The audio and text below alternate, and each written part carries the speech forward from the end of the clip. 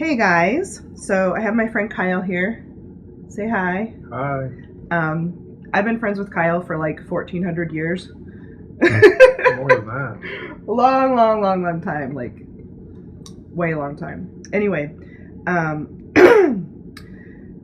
I have wanted him to tell this story on my channel for a really long time. I have an obsession with the black eyed kids or black eyed people, those entities, and because there's not much known about them, and there's actually not a lot of personal accounts from people talking about them. And so I have wanted him to tell this story on my channel for such a long time. There's actually a couple stories, and I'm just endlessly fascinated by this. And I thought that my subscribers who also like spooky stuff would enjoy it. So this is my friend Kyle, and I hope you guys enjoy the stories.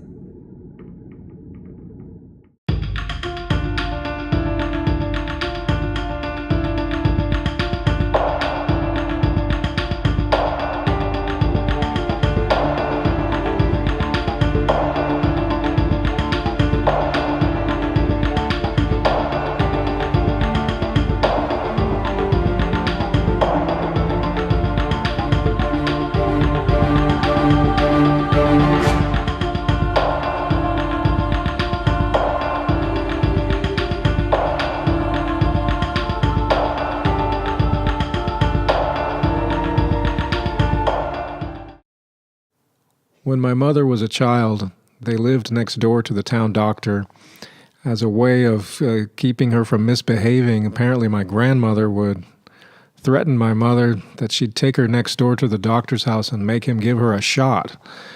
And apparently that made my mother have a fear of doctors for her entire life. And so when my mother was in her 50s, she started getting sick, and both of my both of my grandparents, her parents, both died in their 50s from cancer. So when my mother was in her 50s, she started getting sick. So she, in her own mind, knew without a doubt that it must be cancer. And she refused to go to the doctor for any kind of treatment. When I went home to visit for the holidays, my mother was very ill, and my brother and I had to take her to the emergency room. We had to pick her up off the ground and make her go to the emergency room because she refused to go to the doctor. And as it turned out, my mother had a tumor in her abdomen. So once they told her she had a tumor, she just knew that it was cancerous and she was going to die. And she sort of had lost hope. And my family was there, my brothers and sisters and my father. And they decided they would operate and remove the tumor. Well, we all went to visit my mother and spend some time with her before the operation because it was a delicate operation. And we all laughed and talked, and my mother was kind of out of it. And as we talked for an hour or so, she became more and more distant and sort of unresponsive to us. So we all left the room, and my sister even mentioned that my mother was not right. Something was wrong. She hadn't been given any kind of drugs that would make her sleep or change like she had changed. So they all went to the elevator, and I had to go to the bathroom. So I went to the bathroom, and when I came back, everybody was gone down the elevator. I went back into my mother's room just to check on her one more time. And I went over to her, and she was alert, and her eyes were open, but she wouldn't really respond to me when I would speak to her. It's as if she was looking at me without any kind of a response. And as I was sitting there staring at her, something strange happened, and I don't even know that I can describe it, but her eyes changed, and I could see within her these black eyes. They were not the eyes of my mother. It's as if there was another entity inside of her. And I noticed this, and at the moment that I noticed it, whatever this entity is, this black-eyed creature,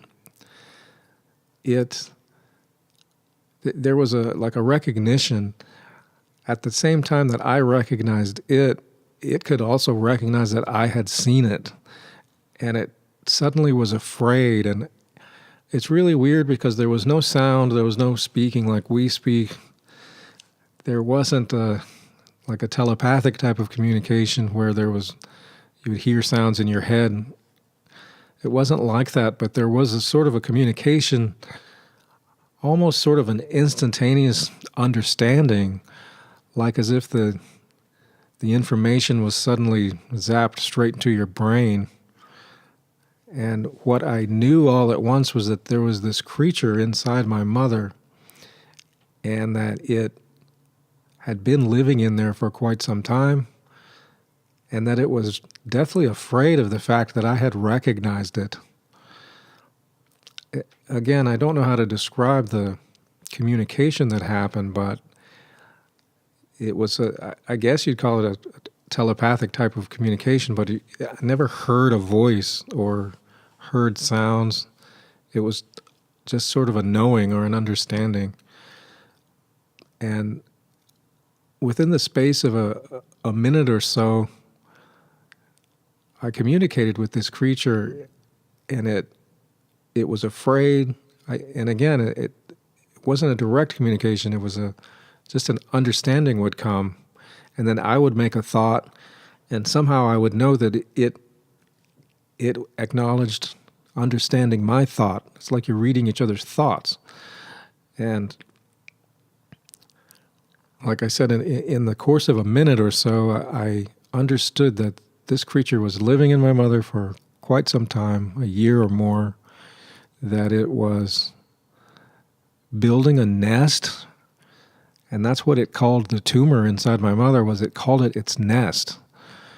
And it was very afraid that I had seen it. At the same time, though, it wasn't afraid of me. It was just sort of wary that someone had seen it. And I left the room, and I went outside, and my family wanted to go and eat lunch, and I didn't even go with them. I just went outside to think for a little while. I was shocked and confused about what I'd seen. I was questioning myself, am I crazy? Did I really see that? And so what I did while everyone was at lunch was I went outside and I found a tree. And I've always had a fascination and a good relationship with trees. And I found a very nice, large pine tree of some sort that was outside the hospital.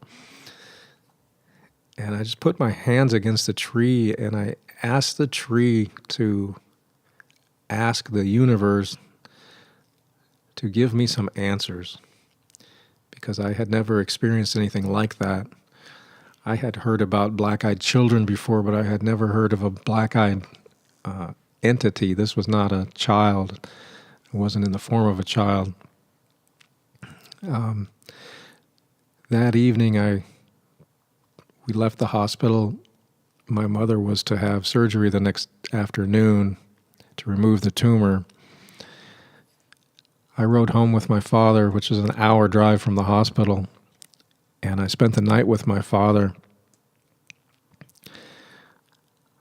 I was hoping something would come to me in a dream or some sort of information would come to me, but nothing happened. Nothing came. We lived in a small town, and it was an hour drive across the desert to the hospital the next morning. We ate breakfast and got in the car driving down this highway through the countryside. And of course, stretched along the sides of the road were electric wires and telephone wires. And I noticed a red-tailed hawk was sitting on the wires up there, which was not unusual for that area and nothing remarkable. And I should digress for just a moment and say that Some 10 years earlier, I had been on a vacation to South Dakota to a place called Bear Butte, which is a mountain that is sacred to the Plains Native American tribes like the Lakota and the Cheyenne, etc. There is a national park there, a hiking trail. You can hike up to the top of this mountain. But there are also areas that are reserved for the Native Americans to perform ceremonies and vision quests and things that the general public is not allowed into those areas. And while I was there were a lot of Native Americans there as well. And the energy of this place was just amazing. And while I was on top of this mountain, I meditated for a little while, and I had a dream. And in the dream, it was shown to me that the red-tailed hawk was my spirit animal. So here we are driving back to the hospital in the morning on this hour-long drive, and I see a red-tailed hawk up on top of the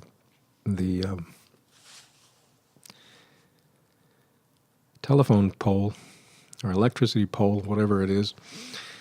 And as I remarked, it's not that unusual. There are hawks there. There's nothing special. But as we drove along for the next hour, there were more and more and more, and I counted a total of 19 red-tailed hawks along the highway, and that's very unusual and very weird. So I took that as a sign that something must be happening. Something. There must be some meaning there for there to be all of these red-tailed hawks in it. So when we got back to the hospital, I went straight up to my mother's room.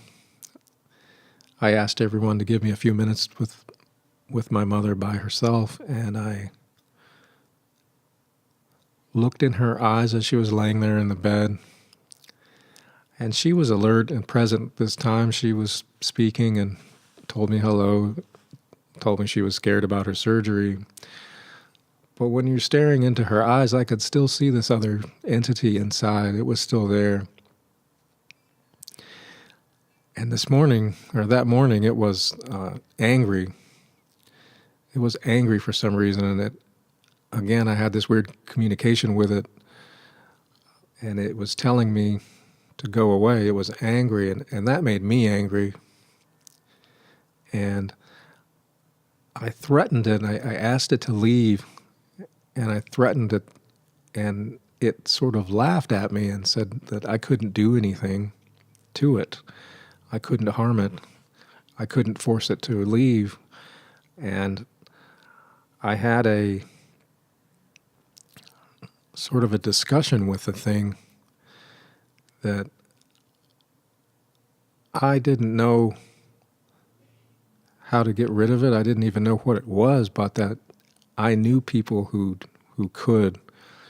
I knew spiritual people who were a lot more spiritually powerful than me, and I threatened it.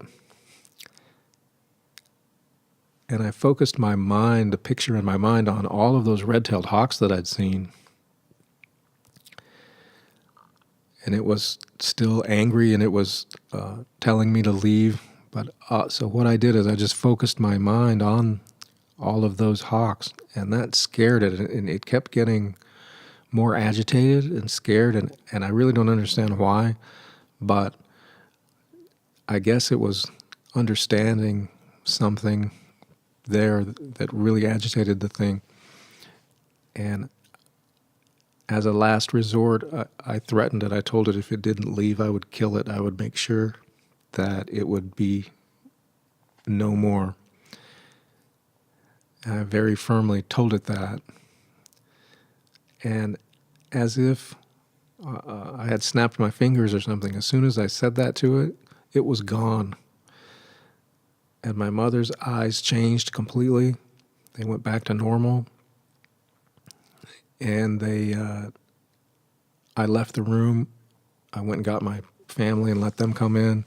And after my sister had spent some time with my mom and then left the room, she told me, wow, she's much better today. She's looking much better and much healthier, and I can't believe she's not more nervous about the surgery. And when my sister told me that, I knew that something must have changed and that I believed at that point that the entity was gone. My mother went on and had her surgery. As it turns out, they removed a huge tumor, and the tumor, after they studied it, it was not cancerous. It was simply a large benign tumor. So my mother's fear of the doctor, it never would have gotten to this point. They would have found a tumor. They probably, or some drugs they could have given her, whatever. It probably wouldn't have gotten to the point where he needed surgery to remove it. But after this incident, I went to the internet, in the library, and I started searching and looking of what are these entities, what are these black-eyed creatures, and I kept finding reference to black-eyed children, but I never really found much information about black-eyed entities in general or that are not children. So other entities that exist that sometimes cross planes or whatever with us here in our physical world, they're often drawn to distressed people, people who are depressed or people who are having problems, whatever they may be. And so I really believe that whatever this entity is came to my mother, and I don't know what to call it. I don't want to call it possession. It's just but the creature was there, almost as if it had just made a home with my mother. And I think my mother's intense fear that she was sick, that she was dying, that she was in her 50s just like her parents had been, her distress about all of that, and she was absolutely convinced that she had cancer, and she didn't. But I think that fear attracted whatever this creature was. That's what attracted it to my mother. The only reference that I really found was sort of an obscure website that was talking about the spiritual beliefs of the Ute Indian tribe, which today remains of the Ute tribe are in Utah. They used to extend over a bigger area of the plains several hundred years ago. I don't know a lot about the Ute tribe, but there was reference to a medicine man who could communicate with spirits, and one of the spirits, he called it the stick people, and they were described as, he described them in this interview as entities from the spirit world that are very thin, and they can easily slip right inside a human body. They don't have a body, and that's why he calls them the stick people, because they're thin. They can easily slip right inside somebody. And he described them as having large, completely black eyes, which is what I saw inside my mother. So that's really the only reference I could find to what these creatures might be. I've talked with many people about it, and some people say everything from demons to all kinds of things, but it really doesn't matter. I call it the stick people. That's just what I call the creature. I have no idea if that's really what it is. But my mother went on to live another almost 15 years before she died from some other complications. When I communicated with that entity, that stick people, it was the overall emotion or energy that I got from it was fear. But it's not that it was afraid of me, it was afraid that someone could see it. And I have talked with many people about this, and some people have told me, well, you're able to see it, you're probably able to see others. Maybe it's something that you can see and other people can't see, and that's why it's afraid. It's thinking, oh, there's humans around and nobody can see me, and all of a sudden you can see it, and it knows immediately that you're seeing it, and so all of a sudden it's afraid. And I never spoke of any of this to my mother. My mother was the type of person that would never believe anything like that. She would just say I was crazy. So I never talked with my mother about it. I did talk with one of my sisters about it, and she's very religious, so she viewed that as a demon. I don't think, to my understanding of what a demon is, that was definitely not a demon to me, but I've never experienced such a creature since then, but I've never looked for one. And I continue every now and then to look on the internet and find, is there new information from someone, and there's just nothing. It's all children. It's all black-eyed children. There's never black-eyed entities. So I have another story about a black-eyed entity. It is not my personal story. It is a story told to me by a close friend.